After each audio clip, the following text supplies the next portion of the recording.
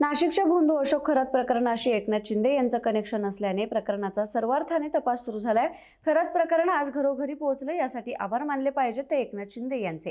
कारण हा बाबा एकनाथ शिंदे यांचा बाबा नसता आणि अजित पवारांच्या गटातील रुपाली चाकणकर याची भक्ती नसती तर कधीच हा बाबा उघड झाला नसता। कदाचित पहिलेच प्रकरण पोलिसांनी त्यांच्या पातळीवर दाबून टाकावं अशा सूचना मिळाल्या असत्या, पण एकनाथ शिंदे आणि राष्ट्रवादीला धडा शिकवायचा आहे म्हणून उत्तम प्रकारे प्रकरण हाताळण्याच्या सूचना पोलिसांना मिळाल्या।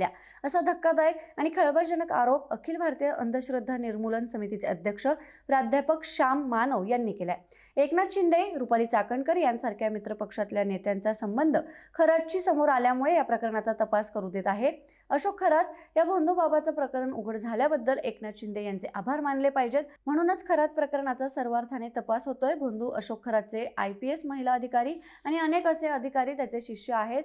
हा खरात विविध माध्यमातून एखाद्या व्यक्तीची ब्लॅक इन्कमिंग माहिती काढायचा, त्यानंतर स्वतःचं बनावट इन्कम टॅक्स ऑफिसर तयार करायचा, त्याच्या माध्यमातून धाडी टाकायचा, अशा प्रकारे या माध्यमातून पैसे उकळायचा। तेव्हा कुणीही पोलीस अधिकाऱ्यांसह राजकीय पुढाऱ्यांनी हस्तक्षेप केला नाही।